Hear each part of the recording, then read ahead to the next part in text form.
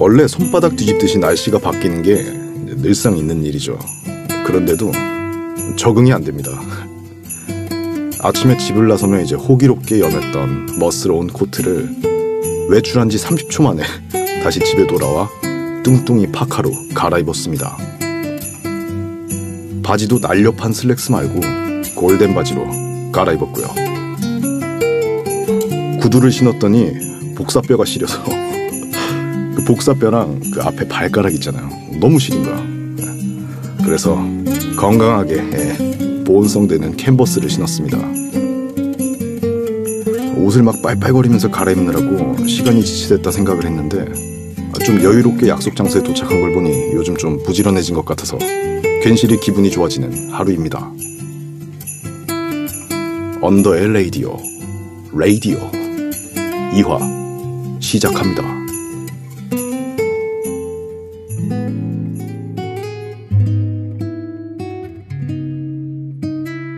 저는 동물을 아주 사랑합니다. 예, 흔히 말하는 이제 뭐 동물 애호가라고 표현하는 게 맞겠네요. 예.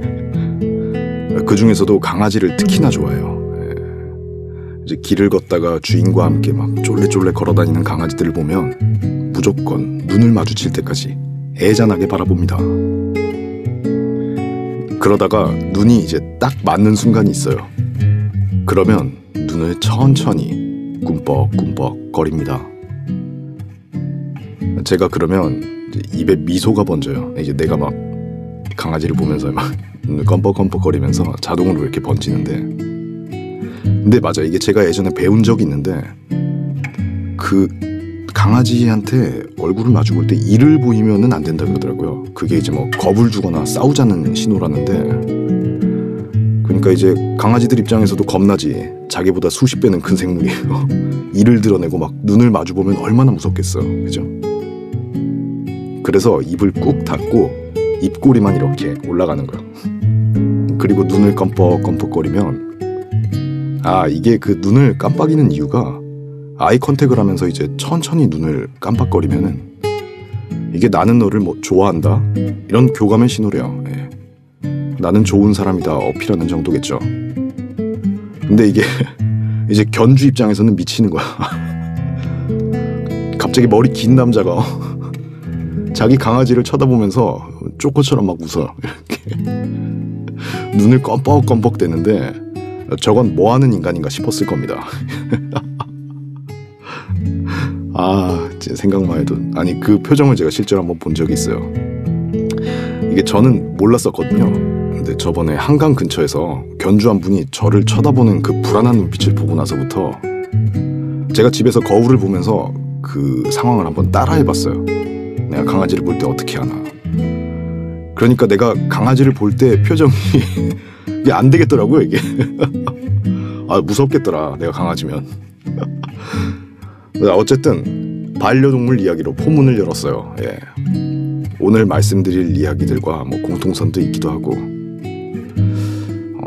제가 아주 어렸을 때 집에서 강아지를 기르고 싶다고 동생이, 저는 안 그랬어요. 그 당시에 뭐 그냥 강아지를 기르는 거에 대해서 뭐 그런 게 없었는데, 동생이 부모님을 엄청 조른 거예요. 거의 그때 제 나이가 12살, 이제 제 동생이 13살. 13살이 아니고 동생이 오빠보다 나이가 많아. 말이 잘못 나왔네요.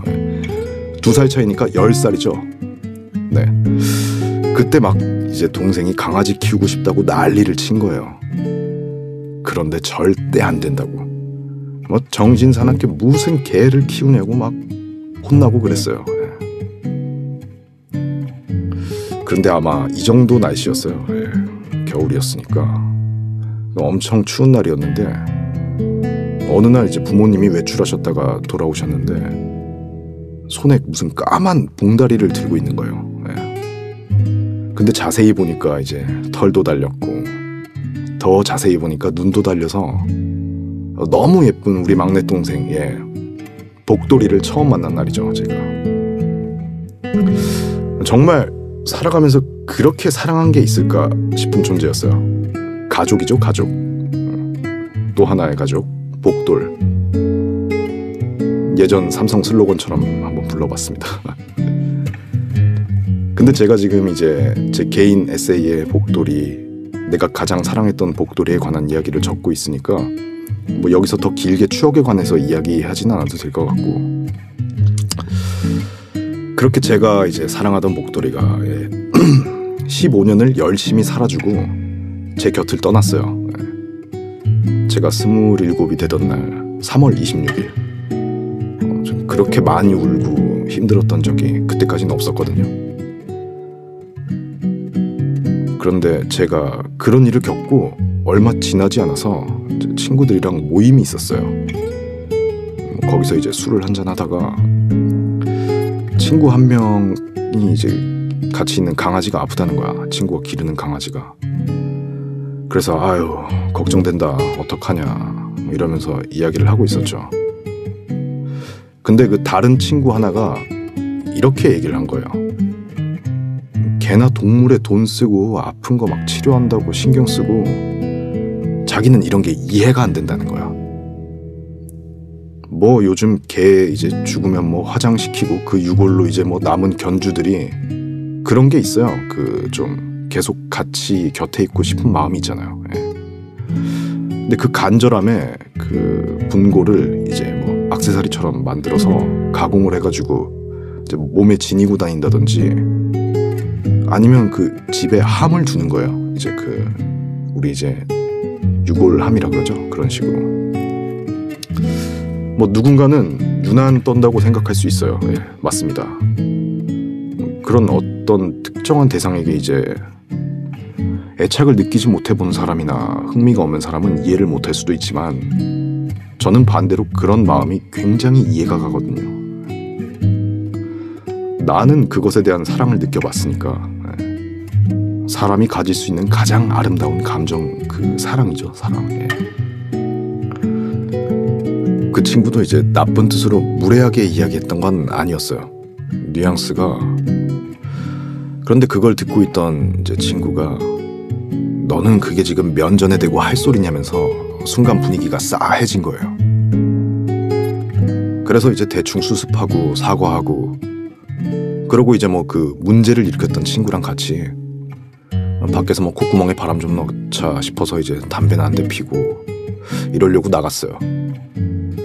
나갔더니 막 얘가 갑자기 아, 저 새끼 저거 이러면서 막 이제 얘기를 하는 거예요. 저한테 뭐 미안하다고 했는데 왜 걔 얘기했다고 저렇게 막 민감하게 받아들이냐면서 자기는 이해가 안 된다는 거야. 그러면서 이제 뭐 자기한테는 이제 뭐 어찌됐건 문화의 한 부분 중에 하나니까 걔는 그냥 뭐 식용이니 이런 이야기를 하더라고요. 이제 뭐 제가 편하니까 이렇게 좀 본심으로 얘기를 했을 수가 있는데 제가 그래서 거기서 이제 조용히 이야기를 했어요. 그 사람마다 이제 다 가치관이 다르고 바라보는 게 다른데 그런 식으로 이야기를 하는 건 네가 잘못한 거다.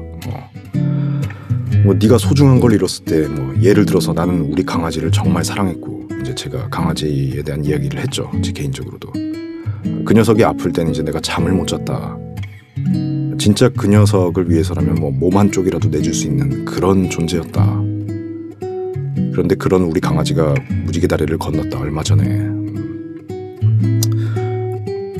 여기서 이제 저도 좀 도라이였던 게 제가 흥분을 크게 잘 안 하고 말을 좀 또박또박 말을 하는 스타일이에요. 이제 그 친구한테 제가 네 소중한 가족 중에 하나가 아프거나 세상을 떠났을 때 나는 가족이 없이 자라서 그냥 가족이라는 걸 걸리적거리는 존재다. 왜 그러는지 이해 안 된다. 이렇게 얘기하면 좋겠냐. 이런 식으로 제가 이야기를 했습니다. 지금 좀 라디오니까 순화해서 이야기를 했는데 이제 앞에서 친구가 담배 피면서 했던 얘기를 딱 도치법을 써서 그러니까 강아지에 대한 이야기에 가족을 넣어서 그대로 비유를 해서 말했어요. 그랬더니 친구가 이제 막 열이 받아가지고 저를 한 몇 초 쳐다보더니 담배를 땅에 딱 버리고 이제 돌아서서 들어가더라고요. 그러더니 이제 외투 챙겨서 그 강아지 아프다는 친구한테 야, 아까 미안했다. 나 먼저 간다. 이러면서 집에 가버렸어요. 저도 시간이 지나고 좀 후회를 했어요, 사실은. 그래서 다음날 미안했다 라고 이야기를 했죠. 근데 얘는 그날 일 자체를 기억을 못 하더라고요. 이거 원래 좀 필름 끊기고 이제 과도하게 텐션 업되는 요즘 인물들 있잖아요, 친구들 중에. 그런 친구라서 뭐 무슨 일 때문에 사과하냐 그러길래 그냥 날씨가 좋아서 미안했다 라고 이렇게 얼버무렸습니다. 또 지금 생각하니까 기억이 정말 안 나는 건지 뭐 자기도 그 기억을 지우고 싶었는지 그래서 일부러 모른 척 했던 건지 요즘은 후자였던 것 같은 생각이 들어요.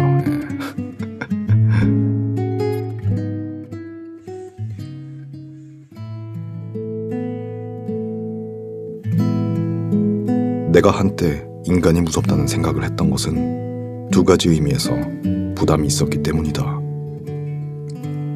대인 공포증과 적면 공포증. 정면 공포증은 모르는 사람 앞에 나서면 얼굴이 붉어져서 나서기를 싫어하는 강박성 신경증입니다. 이 있거나 사람들과 쉬 사귀지 못해 가벼운 노이로제에 걸린 모든 사람들에게 나는 이 두 가지 의미의 부담을 이야기해주고 싶다. 첫째로 나는 오해받는 것이 두려웠다. 그래서 사람과 만나는 것을 피하려고 했다.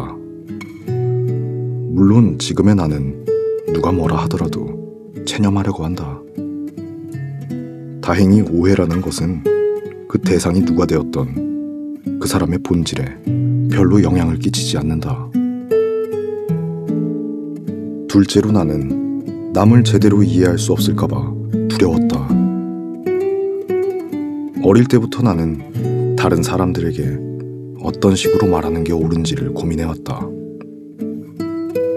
어떤 태도로 대하고 어떤 말투를 쓰더라도 적당치 않다고 느껴졌다.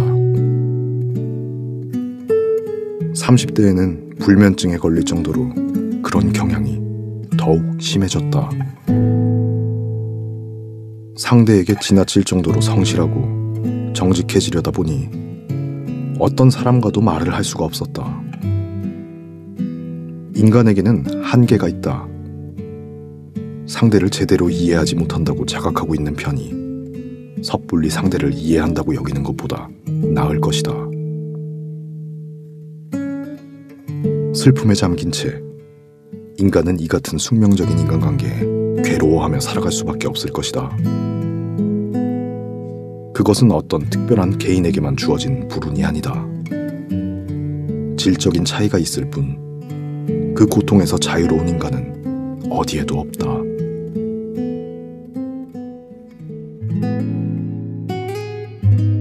타인은 나를 모른다.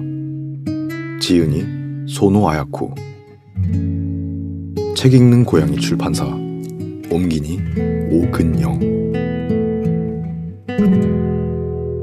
인간관계는 이해보다 오해에 기반한다 였습니다. 제가 20살 중반 정도부터 사람이 좀 많이 바뀌었어요. 그런데 그 이후로 몇 년 동안 나를 괴롭히는 습관이 하나 생겼어요. 그게 뭐냐면 타인에게 상처 주지 않기 위해 하고 싶은 말을 참고 속된 말로 이제 예스맨이 되는 거죠. 예스맨, 무조건 긍정적으로. 뭐 예전에 저였다면 제가 좀 주위 사람들이 저를 평가할 때 그 약간 노홍철이랑 박명수를 반반 섞어놓은 인간이다 라고 이야기를 했거든요. 좀 뭔가 필요에 의해서 이제 해야 될 말은 기분이 나쁘지 않게 돌려서 말하고 진짜 이 사람을 위해서 진짜 무조건 이야기를 해야겠다 이런 경우 있잖아요. 그럴 때 말입니다. 물론 그게 제 개인적인 고집일 수도 있었겠죠. 받아들이는 입장에서는.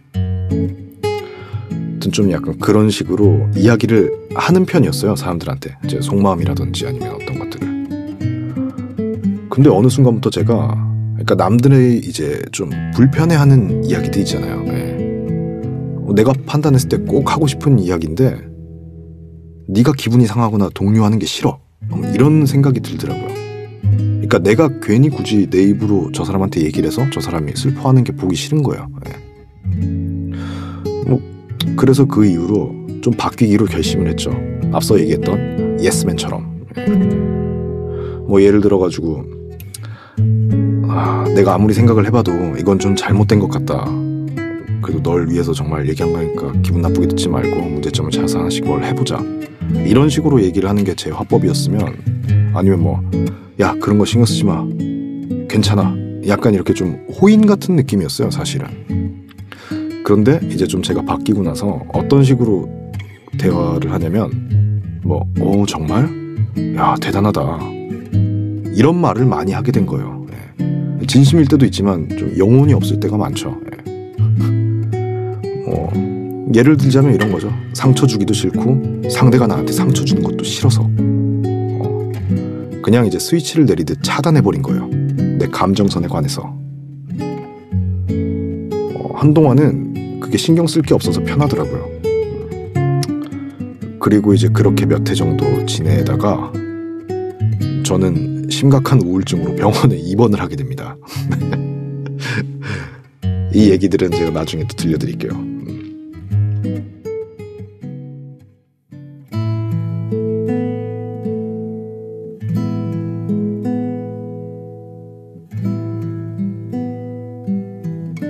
프로그램에 나온 이야기 하나 해드릴게요.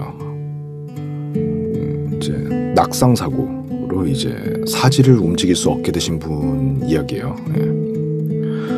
그분께서 이제 불의의 사고로 한창 젊은 나이에 너무 안타까운 일이 일어난 거죠.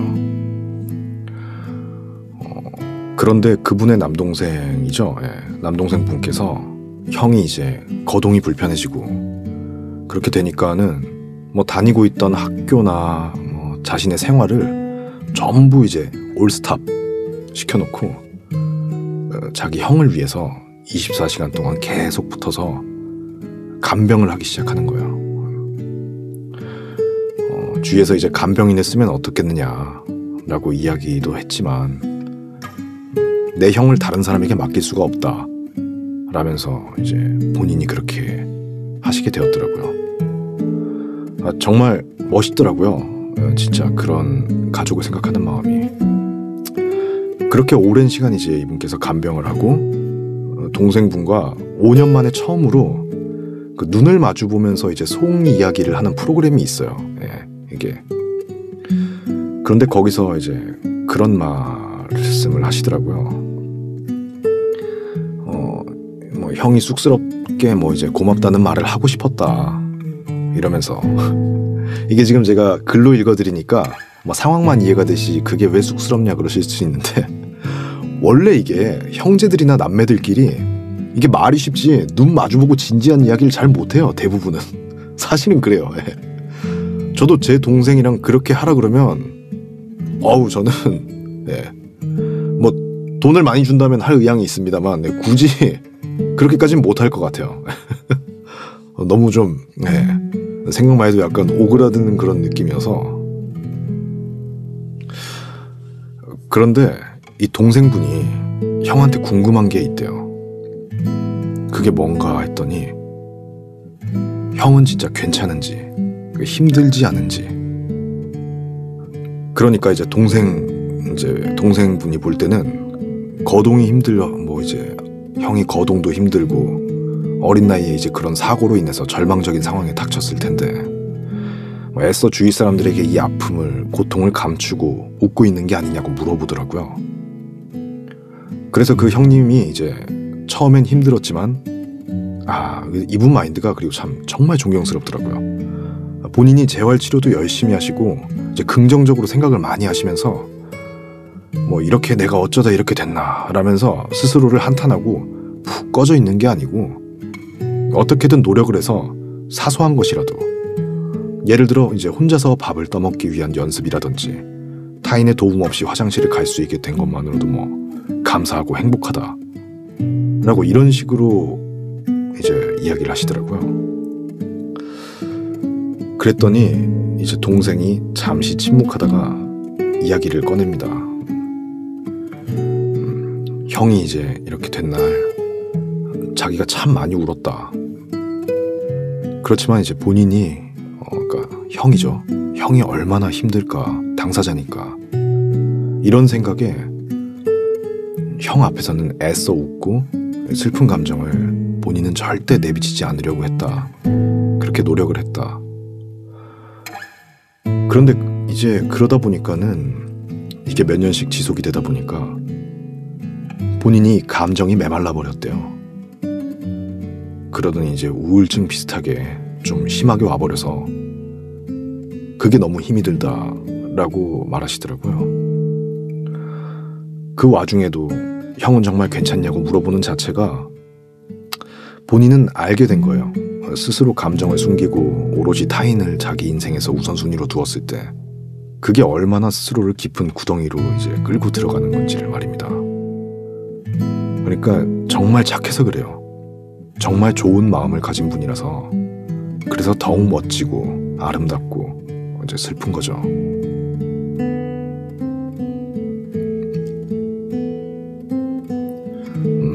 저는 요즘은 이걸 굉장히 많이 버리려고 하고 있어요. 네. 그러면서 뭔가 좀 심신의 안정을 많이 찾았는데 이것이란 이제 설명을 드릴게요. 저는 스스로 항상 그랬어요. 네. 나만큼은 울면 안 된다. 내가 중심을 잡고 있어야 한다. 힘든 모습을 보이면 안 된다. 내가 힘들어한다면 당신들은 얼마나 괴로울까. 이런 마음을 이제 가지고 항상 살아왔었는데 이제 이걸 버리는 연습을 많이 했습니다. 마음이 착한 우리가 우울한 이유는 그만큼 타인을 생각하고 있기 때문이었다라는 거예요. 그래서 그 불안감과 상실감, 타인이 나를 바라보면 얼마나 슬퍼할까 같은 그 미안함에 자신이 겪어보니까 이제 뭐 지켜보는 것이 얼마나 힘든지에 관한 그 걱정이, 염려가, 불안함이. 근데 이제 저와 같은 증상을 겪고 있던 분들에게 제가 꼭 해주고 싶은 말이 있어요. 그러니까 아직 일어나지 않은 일은 걱정하지 마라. 그리고 타인은 내가 생각했던 것보다 훨씬 강하다입니다. 다른 사람들은 당신이 그 사람을 생각하는 것보다 당신을 덜 생각해요. 괜히 더욱 잘해주고 상처받지 말자. 이것도 중요합니다. 제가 실제로 상담을 받으면서 참 많이 들었던 말들이에요. 이제 개인 의견이 아니고 전문가들의 소견입니다. 위에서 제가 낭독을 했지만 소노 아야코 작가는 이렇게 얘기했죠. 상대를 제대로 이해하지 못한다고 자각하고 있는 편이 섣불리 상대를 이해한다고 여기는 것보다 낫다. 인간은 사회적인 시스템을 벗어나서 애초에 살아갈 수가 없는 존재입니다. 이제 그렇다 보니 오는 부작용들 중 하나가 우울증과 같은 상실의 시대를 대변하는 마음의 병들이고요. 이 마음의 병에는 공통점이 있죠. 자신의 인생에서 수많은 타인이 주체가 되었을 때 내 인생에서 스스로가 우선순위에서 밀려난 삶을 살아가고 있다. 악순환이 반복되는 거죠. 내가 주인공이 돼서 내가 스스로 나가야 되는데 타인을 생각하다 보니까는 내가 점점 분리가 되는 느낌이에요. 여러분, 두 가지만 기억합시다. 첫 번째로 이제 우리가 우울하고 힘든 이유는 당신이 너무 착한 사람이라서 그래요. 타인을 생각하는 아주 착한 사람. 그렇지만 결국 내 인생을 살아가는 건 나 자신입니다. 눈빛과 가슴은 상대를 이해하려 해도 삶을 항해하는 키자비가 타인이 되어버리면 안 된다는 소리죠. 두 번째로 다른 사람들은 당신이 생각하는 만큼 약하지 않습니다. 그렇게 착하지도 않고요. 우리가 걱정할 만한 나약함, 사슴 같은 영혼도 우리가 그저 스스로 만들어낸 그 사람에 대한 이미지일 뿐입니다. 사람이란 우주와도 같아서 한치 속을 알 수가 없습니다. 그러나 모든 사람들은 자신이 믿고 싶은 모습으로 그 넓음을 이해하고 단정 지으려는 경우가 많죠. 타인과의 관계에 앞서 스스로에게 먼저 시간을 내서 물어보세요. 무엇이 하고 싶냐고, 무슨 말을 듣고 싶냐고 스스로에게 말입니다. 그 후에 내 아내 진정한 나와 손을 잡고 타인에게 물어봅시다. 나는 이렇게 생각하는데 너는 어때? 라고.